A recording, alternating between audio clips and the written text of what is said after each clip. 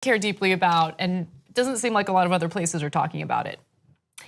AT&T is outsourcing thousands of jobs. And this is after the Trump tax cuts have led to record profits for this corporation. So to give you exact numbers, AT&T is earning record profits, spending billions on stock buybacks, and is expecting an estimated windfall of $20 billion in savings from Donald Trump's tax reforms. So they're in a good financial situation, right? They're doing well.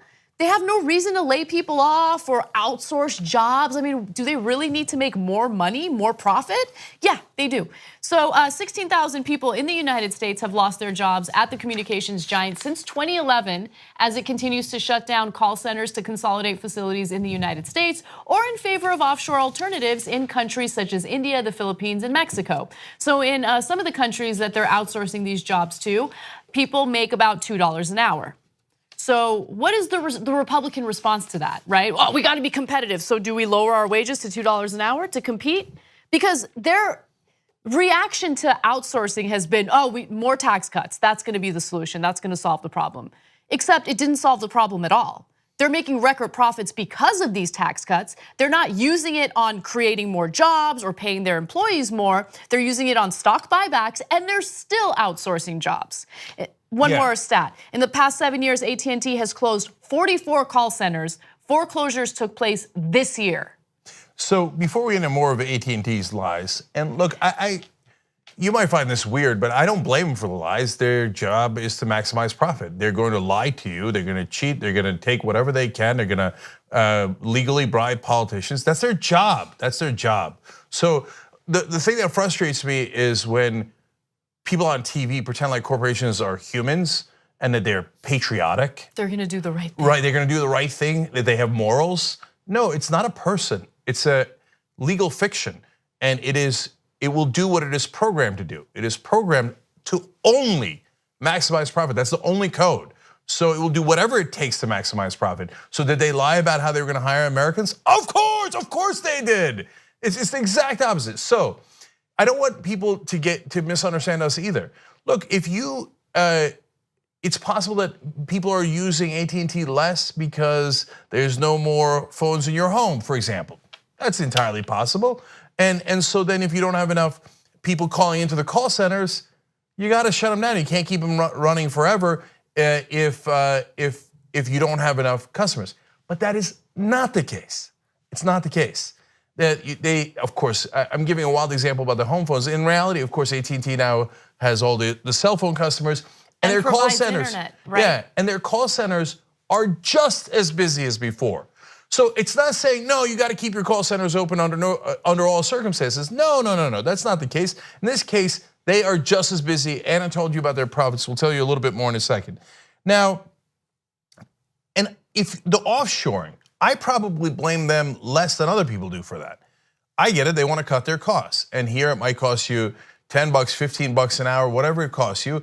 And in Bangladesh, it might cost $2 or less. Then move your ass to Bangladesh and be based in Bangladesh. You want to do that? That's fine with me. You don't get to stay in the United States. You don't get to be headquartered in the United States. You don't get to take advantage of the US while shipping all of your jobs abroad to Bangladesh, India, Mexico, wherever it is that you want to ship them off to. I have a slightly different view on that. To me, you don't need to be headquartered in Bangladesh, but you don't get to take advantage of all the things that America gets to provide and then offshore the jobs and go, we get to do it. Okay, you get to do it, but that doesn't mean you also get to have tax cuts. Because you said the tax cuts were for hiring Americans. That was a lie. So, okay, no problem. Offshore anywhere you like, give me back the money. Yeah, look. That's billions upon billions of dollars we have to pay as American taxpayers. They got to get the money from somewhere.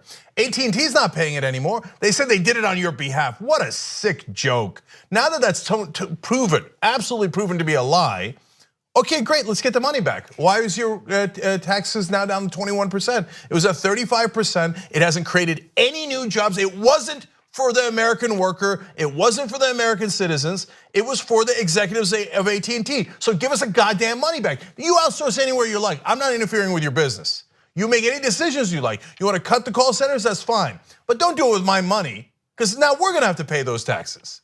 Hell no. Yeah, look, there's a number of different things going on. First off, remember at&t is doing this mega merger with Time Warner. So this is a telecommunications company which is monopolizing the market. We already had an issue with telecommunications companies monopolizing the market. So if you live in certain areas of the country, you have no choice, you have no options. If you want internet, if you want a phone connection, you have to deal with one corporation and one corporation only. So they monopolize the market while simultaneously getting these massive tax benefits. Then they outsource the jobs to other countries, and they fire a bunch of Americans who rely on these jobs. And it's a number of different things. This is a layered issue, a layered problem. And just to give you more details on the merger with Time Warner, in the first 6 months of 2018, at&t reported nearly $10 billion in profit as the company seeks to finalize this $85 billion merger with Time Warner. at&t has spent $16.45 billion on stock buyback since 2013, including $419 million in the second quarter of 2018 alone. That's the most that it's spent on buyback since 2014. So look, the stock buybacks, the bad behavior, it was happening under Obama's watch. I'm not giving him a pass on that at all. But it's now amplified, accelerated under the Trump administration. So let me be clear, and I know that people get frustrated sometimes when I keep emphasizing this, but I'm a capitalist.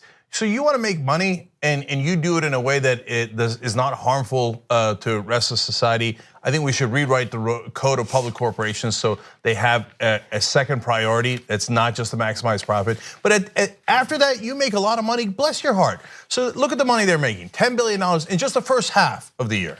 So they're slated to make it about $20 billion in profit. In profit. Okay, but what you don't need is a tax cut. When you tell us you need a tax cut, otherwise you won't be able to do good business in America. A preposterous lie. Only someone who is deeply, deeply corrupt would tell you that lie. Like politicians who are bought off by at&t and other public corporations through their donations, and people they might want to merge with, like people that run cable news stations that are owned by Time Warner, who are probably not doing this story about at&t and how they robbed you blind. Oh, is that why they're not covering the story? That's weird. Interesting. You know what the funny thing is? You tell mainstream media that they're like, "Oh, that sounds like a conspiracy theory." A public corporation wanting to maximize profit is a conspiracy theory. Well, that's the most wide open conspiracy that's ever been reported. I mean, you have to have either a childlike innocence or be not very bright to understand how those corporations work. So last thing, because this is to me the worst of the lies. So they said, okay, look, we're giving bonuses to everybody because of the tax cuts, and they said they were going to give a $1,000 bonus to 200,000 employees. Lie number one was, no, that had been previously negotiated with the unions. The unions had gotten that $1,000 bonus for the workers. Then they go and pretend that it's the exact opposite, that it was a Republican tax cut that did it. Okay, so that lie is bad enough, but the second lie is the worst. They said, oh, we're gonna invest $1 billion into America and to American workers, and it's gonna create 7,000 jobs. Now, the Communication Workers of America, in this case, is a union that would love that, and they would applaud at&t. Sometimes those guys turn around and are against Democrats because they're like, hey, listen, if you give a tax break or other breaks to the corporation that my guys work at, some of it's gonna come to me, and they go and support those things. So they are aligned with at&t on that count. So they did an analysis because they care about the guys that they represent. It turns out at&t, since the tax cuts, has not added 7,000 jobs. They have done literally the exact opposite. They have fired 7,000 people. Now, again, your business isn't doing well or it's in a struggling industry, whatever it might be, right? You gotta lay off workers, it happens. But you made $10 billion in 6 months. You didn't have to lay off those workers. You chose to lay off those workers. You chose to lie and say that you were gonna add 7,000 workers. And then you say, but I need the tax cuts. I need you, the American taxpayer, to pay more and me to pay less because poor at&t. So I want to quickly clarify that as well, because the corporate tax rate was cut from 35% to 21% under the Trump tax plan.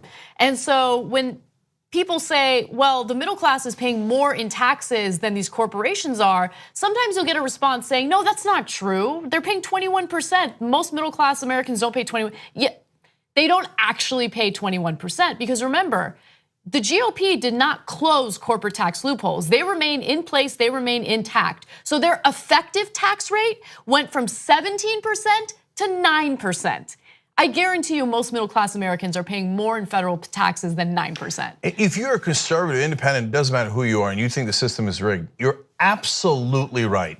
It is rigged. It's rigged exactly with laws like this. Donald Trump told you he was gonna close a loophole on hedge funds. They pay way lower taxes than you do. They're the richest people in the world. I don't mind them making money, bless their hearts. But why not pay the same taxes everybody else does? Why not pay the taxes at your bracket? Because why? They bribed the politicians like incredibly corrupt Donald Trump. So he lied straight to your face saying he'd take that loophole away. Guess what? Didn't take it away. They didn't take any of the loopholes away, any of them. So what do? They lowered taxes on corporations, kept all the loopholes, and they robbed you blind. So that's how the system is rigged. It's as clear as day. They give campaign donations, yes, to corrupt Republicans and Democrats, and they do independent expenditures, they do dark money spending. What is that? You and I know what it is. It's a bribe. It's a bribe. They bribe all of them, including the most corrupt of them all, Donald J. Trump. And at the end of the day, they come out and tell you pretty stories about bonuses and how they're gonna add jobs. Next thing you know, your job's shipped off to India. You're screwed. If you're lucky, you get another job at minimum wage, which is still down at $7.25 for the country. That's $15,000 a year, and you got to somehow support your family on that. That's how the system is rigged.